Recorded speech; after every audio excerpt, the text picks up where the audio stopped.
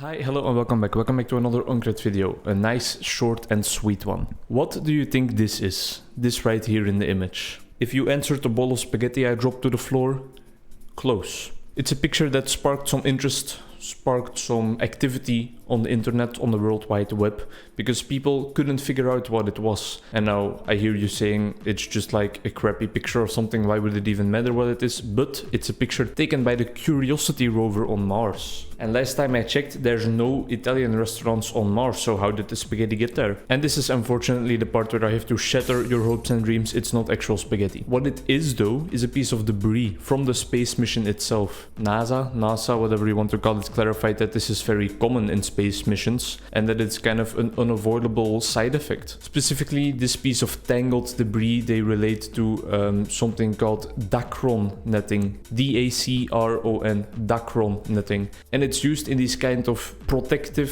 thermal blankets. And I think it's ironic. It's like a rover we sent to Mars to discover whether life there is possible, has ever existed, whether it's a possibility for something like a colonization in like the very, very far futuristic future and with a bit of fantasy as well. And all we find is things that we actually put there and kind of the opposite of something alive, you know? We're scattering our trash through another planet. Meanwhile, here on our own planet, our own little heap of landmass and water, you hear a new ocean cleanup Kickstarter startup project being funded every other week, and still it's full of plastic. So maybe they can use the rover as an experiment to see whether we can store our trash on Mars, because after a while you start to believe that it's not so much about reducing trash anymore, but they just keep producing more and more products, more and more plastics, and instead of trying to reduce the amount of trash, they're just like fucking around. What did the UK do again? Didn't they like impose a bill on plastic bags that you have to pay a small amount to buy a plastic bag? Global warming is no more. The ocean is clean as fuck now. Did I say Curiosity rover this entire video? Yeah, right. It's actually the Perseverance rover, but what does it matter?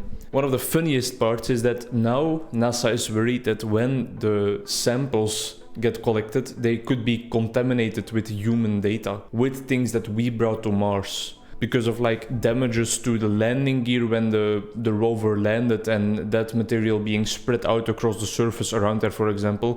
I can imagine them bringing back a sample and being like, oh my god, there's iron and steel, this is so cool, but then it actually just being a remnant from our own human activity. One simple trick climate scientists don't want you to find out: just pick up all your trash, move it to another planet. It has me wondering though, isn't like one of the Jupiter or Saturn planets, one of them, isn't it like completely filled with acid and completely inhabitable? Maybe we can fill spaceships with radioactive material, things that we really don't want on our own planet, and just like send it on a kamikaze mission into a planet where the material won't possibly do any harm. That's very ego-centered though. It seems like that's an idea that kind of implies that the universe is our little sandbox to play in, because we humans are the upper gods and we can decide whatever happens on whichever planet. And that's a dangerous idea, because we need to realize that we are all extremely small. And then again, a counterbalance to the idea that we are so small and insignificant, we were able to drop some spaghetti on the ground in Mars. Thanks a lot for watching. Bye bye.